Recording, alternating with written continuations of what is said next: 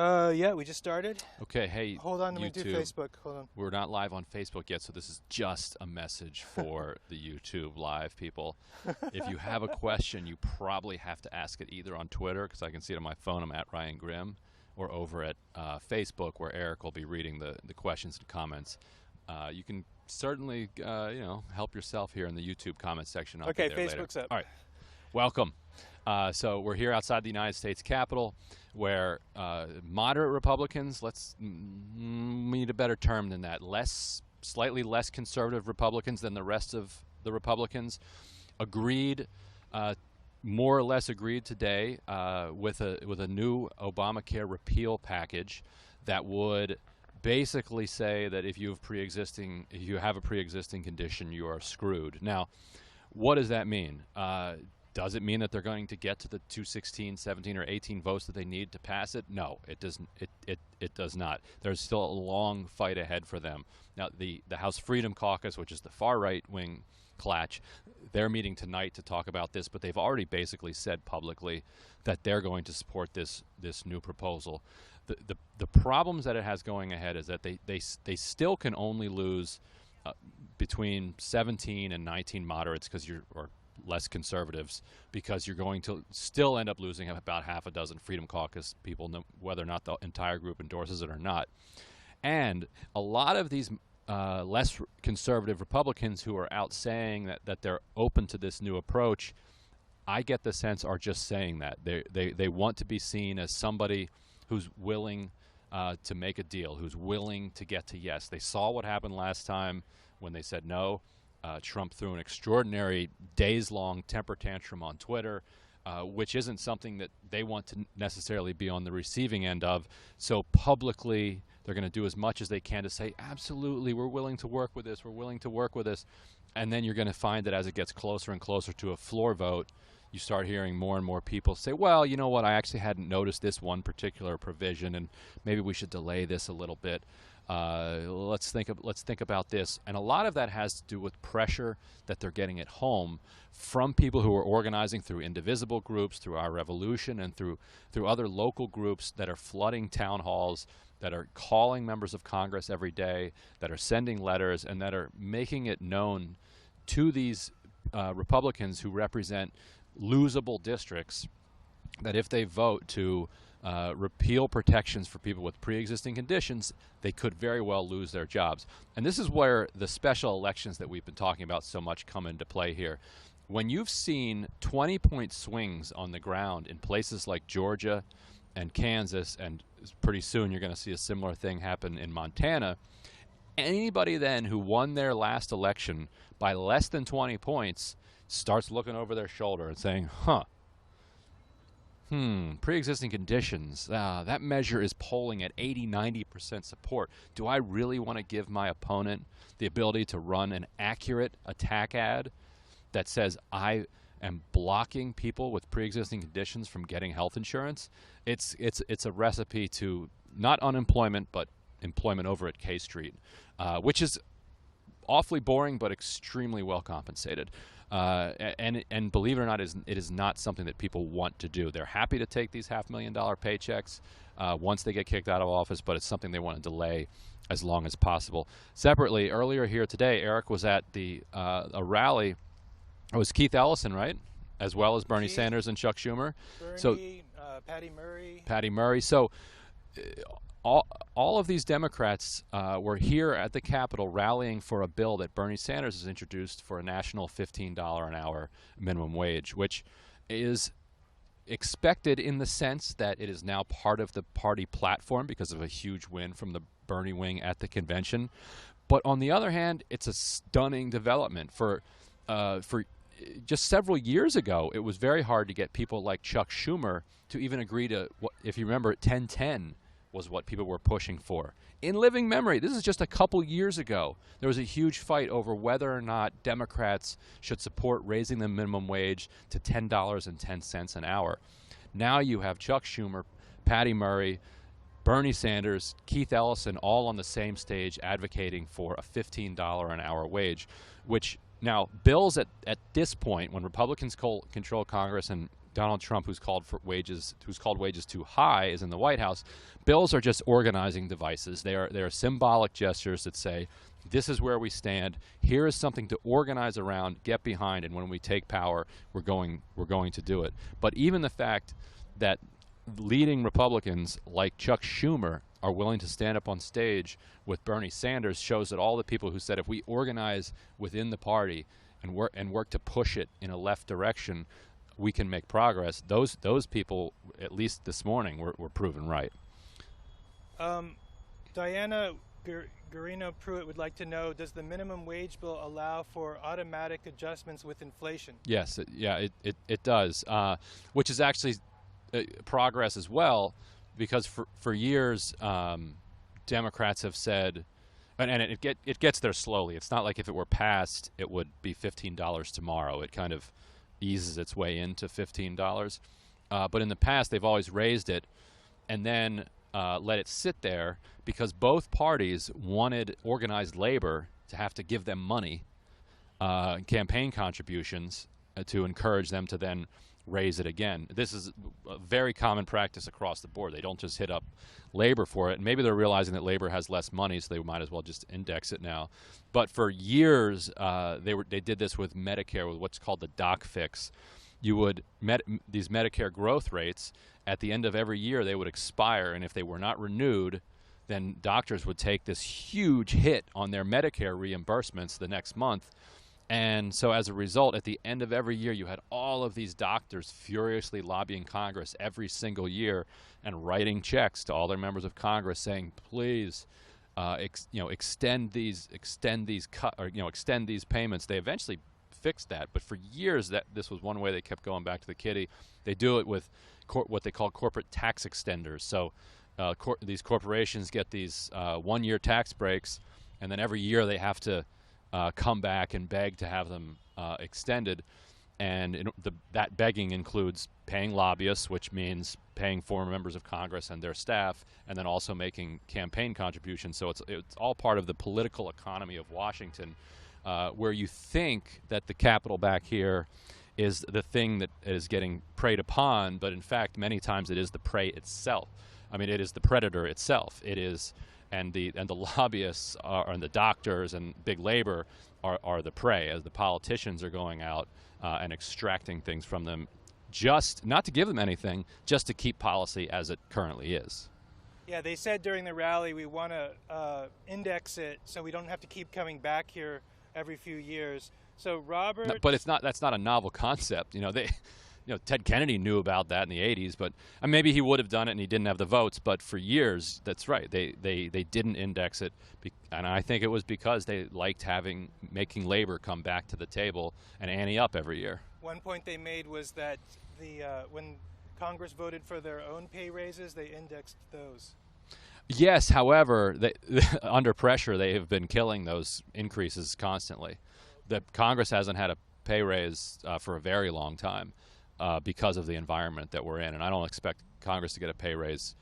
I disagree with everybody on the planet in the sense that I think you should actually pay senators and congressmen extraordinary salaries to prevent them from getting bribed and to make it less attractive to them to go out and get jobs in K Street or with Goldman Sachs or something else. I understand that quadrupling the salary of a member of Congress is an extraordinarily unpopular position, but luckily I'm not running for anything. Okay, so Robert, Ron, Wesley, and I'm sorry I'm not naming everyone who picked up on this, but you seem to have made a slip and called Chuck Schumer a Republican a few moments ago. Did I call Chuck Schumer a Republican? Chuck Schumer is an interesting guy. If he were representing New York, 100 years ago, he probably would be a Republican. He's, he was his nickname is Wall Street Chuck, which he's distanced himself a lot from, but he literally does represent New York. He's a Democrat for sure on social issues, but he and a traditional New England Republican wouldn't find a ton to disagree on over dinner. On the other hand, he is as partisan as they come, so he is right now Team Democrat, and he's going to do everything he can to win. So how do you trace this through, going all the way back to the primary, when Hillary Clinton was saying, I think, $12 an hour, and even that was kind of a... Right. So there were so many people who said we want, we don't want to be practical or whatever, pragmatic. We want to go for, go for the big enchilada or the whole loaf. That's what Bernie said in Fort Collins, Colorado. Right. And then we have the DNC chair race, and now this. Would you call this progress? I mean, it certainly is progress. If you've gone from a place where a couple years ago the party was not even united around $10, then a year ago they're fighting between $12 and $15, and then today you have the entire leadership across the spectrum uniting behind $15. Hillary Clinton's argument was $12 is simply too high for a lot of businesses in a lot of rural areas, and the kind of counter argument to that was, look, stop making these kind of pedantic arguments around something that's actually not happening right now anyway. Like she was talking in a space as if it was about to be implemented when you still had Paul Ryan as speaker, and you were likely going to have him no matter who won the presidential election. So it wasn't going to happen then anyway. So it was more like, look, lay out your markers, say what you believe in, and then fight for what you believe in. And then if you get to a place where everybody is actually convinced that $15 an hour in some counties, in some parts of the country, genuinely is too much, that is a great problem to have, and you can figure out the policy on the back end there. But what the Sanders movement was saying is just do the politics first. Get everybody united behind the fight for 15, fight for it, win it, and then figure out how you're going to slice it up policy-wise when you finally get there. While I was filming, a guy who works for something called Employment Policies Institute handed me a talking point sheet that said that if minimum wage were to go up to $10.10, it would cost us 500,000 jobs, and if minimum wage went up to 12, it would cost us 770,000 jobs. So 15 would be Armageddon. So when they do these, it would cost us jobs calculations. What they're actually saying, I haven't read this particular study, but I've read similar ones like it.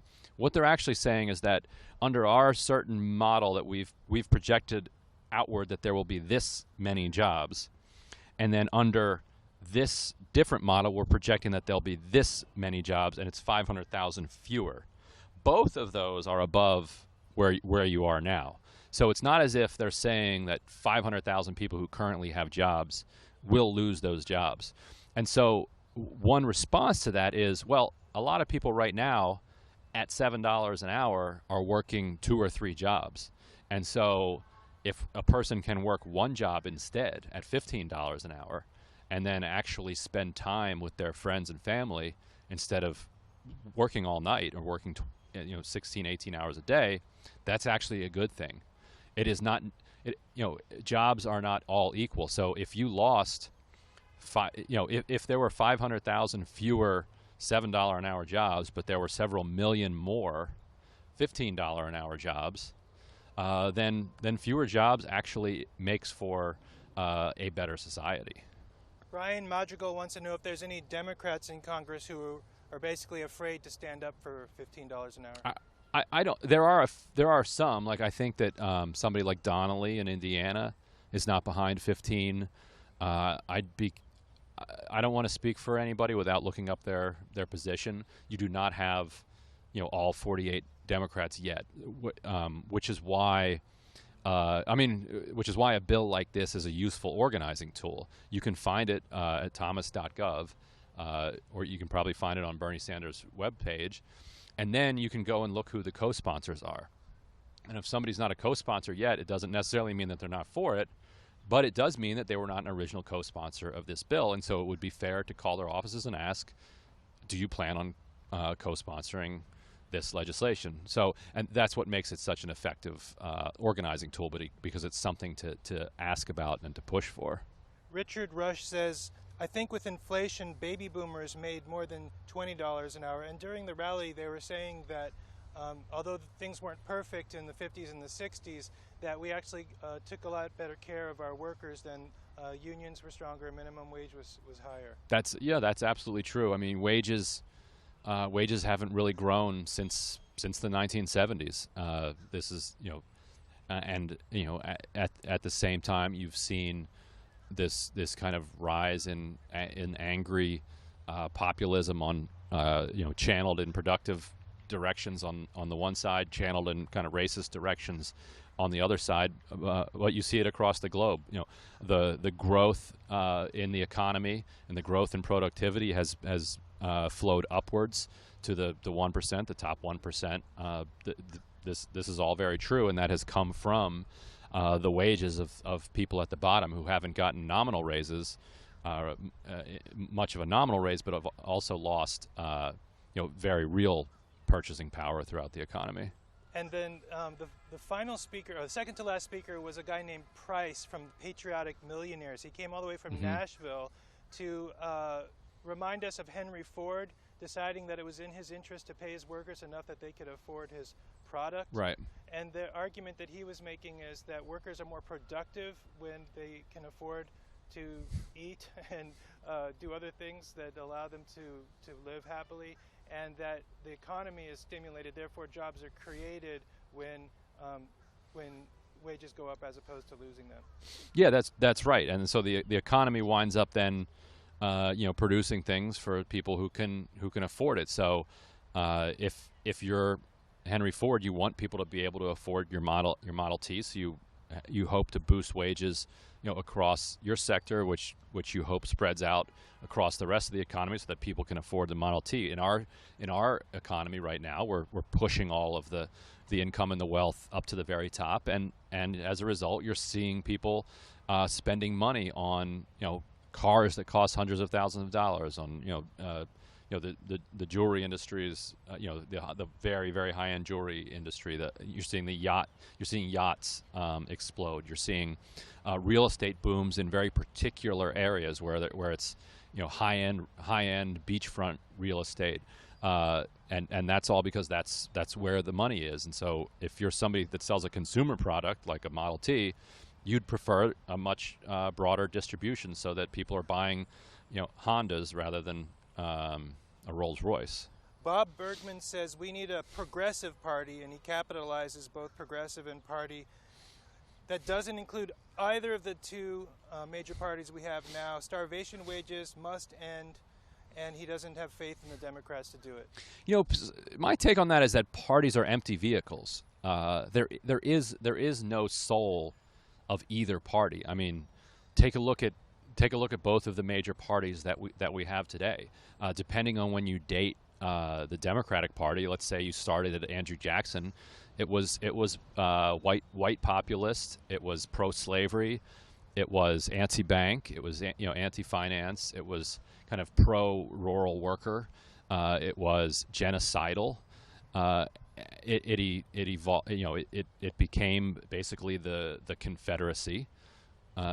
It then, as the Republican Party went from a kind of liberal left, radical party at times, abolitionist party, to a more corrupt kind of pro-business party in the late 20th century, they kind of flipped roles. And by the time you have Roosevelt coming around, the Democrats are now a New Deal, multiracial coalition that is kind of that is a kind of white supremacist, but still a coalition. What year is that?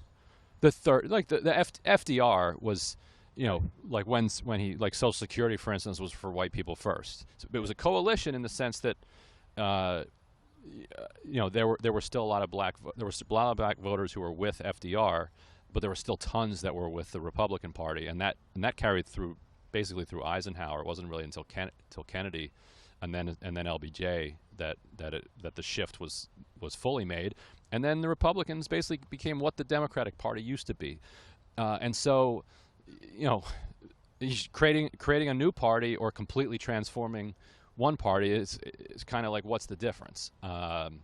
They're all just vehicles for people who are organizing together for political and social gain. I'll quote Tim Tyson, the historian, again. He said that in the 60s, when it became clear that the Democrats were going to be blamed for the civil rights laws, you saw this, basically the KKK, its membership just drained directly into the Republican Party. Yeah. Yeah. Okay, so Suzanne Murphy is kind of saying yeah to you. I mean, it doesn't say that, but she goes, the Democrats will incrementalize economic issues just like they did with the environment. They are part of the problem with the Republicans. Bust the duopoly. So the other problem you have is that you need a different system. Like if you have a first past the post system, it's going to create two parties. There will be, periods where you will have a couple of different parties competing to become the two parties, but the static place is to have two parties, because if you finish third, you don't get to form a coalition with anybody, and so what that does is it incentivizes incentivizes parties just to get that plurality, that kind of, if you get 40%, the other party gets 30, the other one gets 30, the 40 dominates. They don't, as Bill Clinton did in 1992 against Ross Perot and George H.W. Bush, and so it sets up this dynamic where you're going to wind up statically with two parties, and if that's the case, then what do you do? Okay, one last thing about minimum wage, and then we'll wind back to TrumpCare. Stacey Oaks is arguing with someone named Anna about Seattle, where they increased the minimum wage. Mm-hmm. Stacey says she lives there, and they haven't lost any jobs because of it.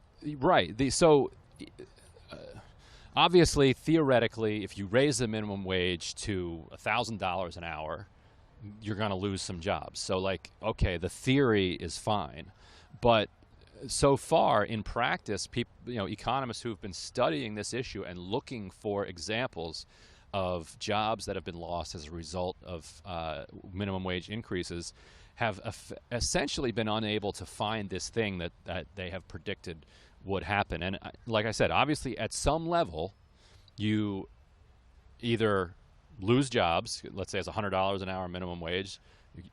There's some businesses that are going to hire fewer people at that rate, no question about it. Or you create a black market for low-wage labor, which already exists, obviously, in our country. So you'd be expanding that black market for low-wage labor.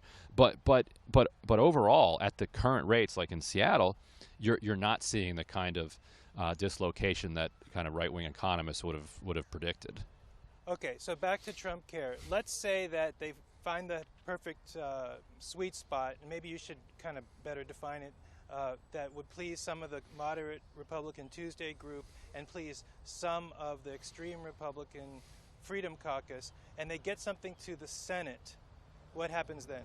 So the problem in the Senate, and what they're looking at doing right now, is saying you can buy insurance across state lines, which sounds fine, like, hey, this is America. Why shouldn't I be able to buy my insurance from another state?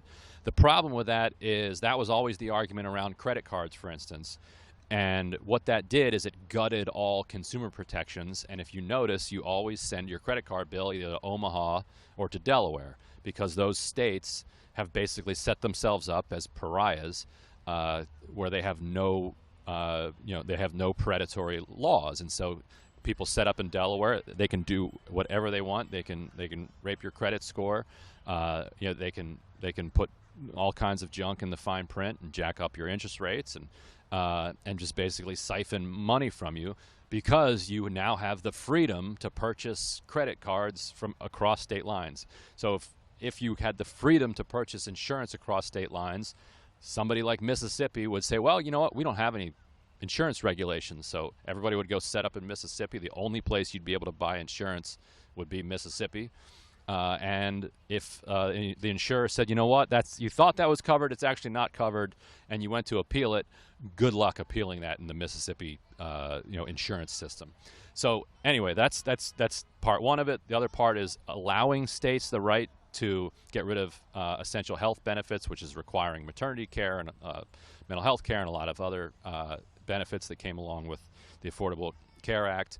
And it's allowing them to charge, getting rid of the community rating, as they call it, allowing them basically to charge people with pre-existing conditions whatever they want or much higher rates for insurance. So, there, if you have a pre-existing condition, you can still get insurance. It's not illegal, but you have to pay $100,000 a month or whatever. So, in other words, go back to the system that we had in 2008 before it was reformed. So that's the structure of the deal that the House is working on. So let's pretend for a second they could get that through.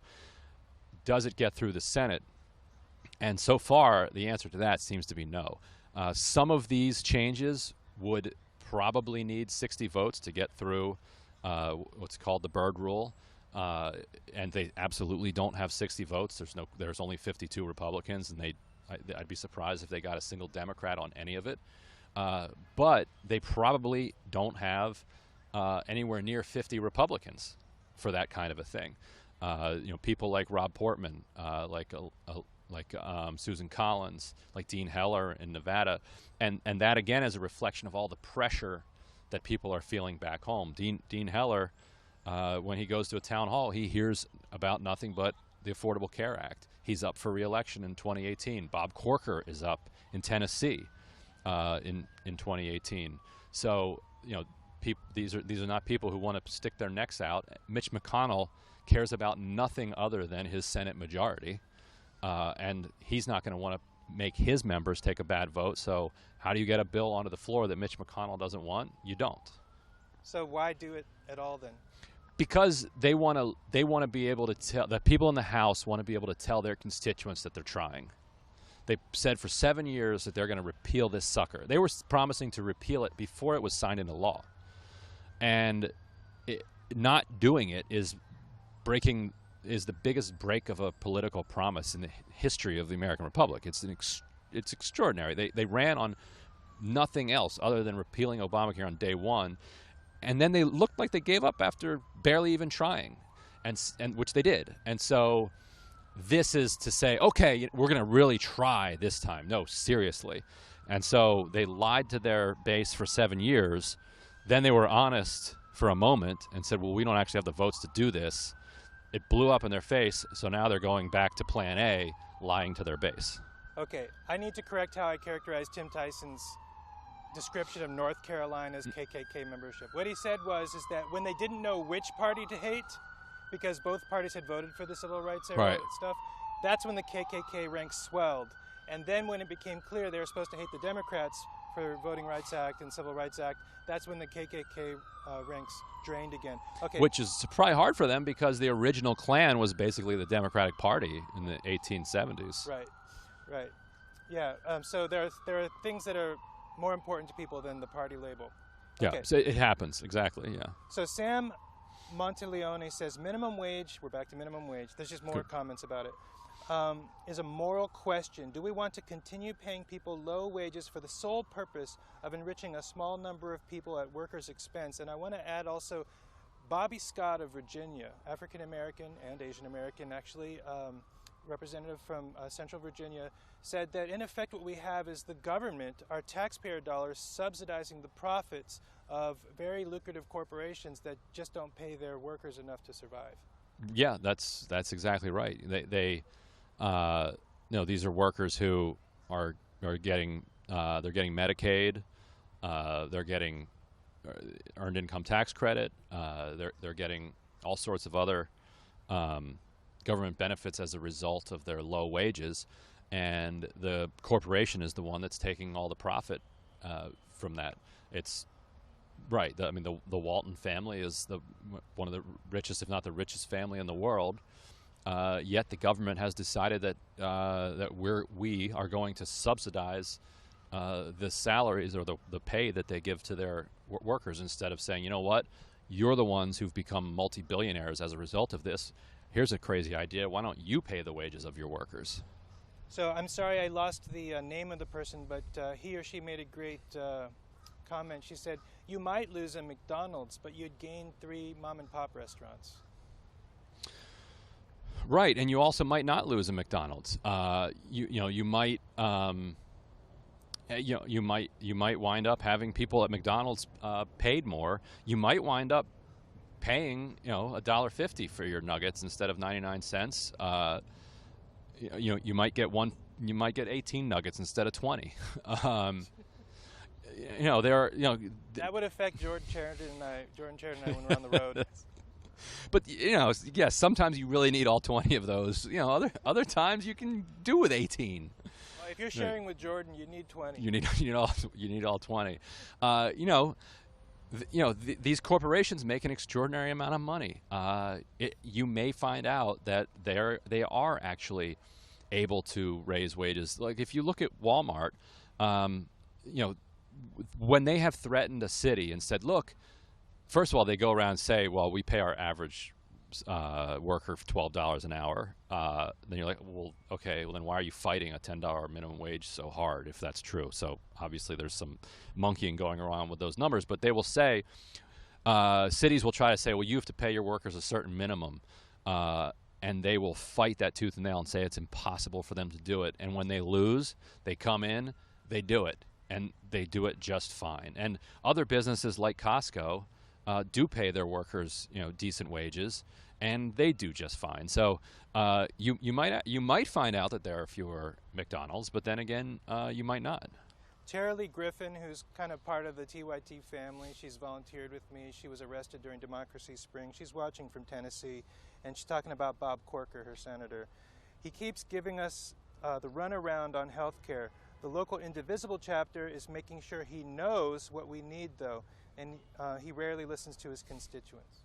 Yeah, I think he is extremely vulnerable in 2018, and if Democrats are going to take the Senate back in 2018, the route kind of does go through Tennessee. Maybe they pick up Texas. They'd have to pick up Texas as well, but Tennessee might be enough to do it. Corker has been in the Senate a couple terms now, hasn't really accomplished anything. He's an affable guy, a mayor, former real estate developer or something. Pleasant to talk to. I'm sure nice on the campaign trail back at home. Ran on a viciously racist campaign in 2006. He's the kind of person that certainly if Hillary Clinton was elected, wouldn't be sweating re-election one bit, and probably didn't think there was any chance that he was going to be struggling in 2018.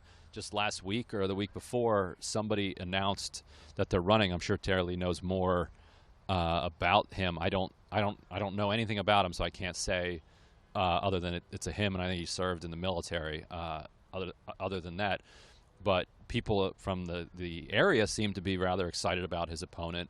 But it shows that there is that energy there. A lot of it driven by these indivisible groups. Well, I don't know how you're going to respond to this, but Richard Rush says, TYT politics, I'm just a hick from Ohio, but I just can't understand how this administration is still in power. I mean, isn't there a rule or some shit? There ought to be a law. There ought to be a law. No, we're almost 100 days in, and this guy's still in office. We'll see if he can make it 4 years. A lot of scrambling right now so that this 100-day report card thing looks better. I remember cramming for tests when I was in college. It didn't always work, but what could he do between now and Saturday so that, I don't even want to think about what he could do because, he has quite the imagination, and he has the world's largest military at his disposal. I just hope I'm kind of holding my breath to get to that 100th day because as much as he has said he doesn't care about it, he obviously he forced his team to come out with this tax cut today when they weren't ready to even talk about it. He announced on Twitter or somewhere that it was going to be cutting taxes down to 15%, and people were just shocked at the Treasury Department. The way that this government is being run is a complete clown show. I can't imagine there's been anything like it other than in a couple of banana republics. That's the kind of thing he's doing ahead of the 100 days. If that's all it is, crazy tweets and nonsense policies that aren't going anywhere, I will breathe a sigh of relief on Sunday. Yeah, I mean, when he first took office, I was thinking, I was going to get in front of Lawrence Wilkerson and ask him, what is the protocol if the president orders his generals to bomb a United States city because he doesn't like a newspaper report? I don't know. I'm starting to feel a little bit less afraid that he's going to bomb our own cities. I don't know if that's a sign of hope. Let's take it. Let's take it. Okay, anything else you want to wrap up with? I think that's all I got. As always, it has been a pleasure.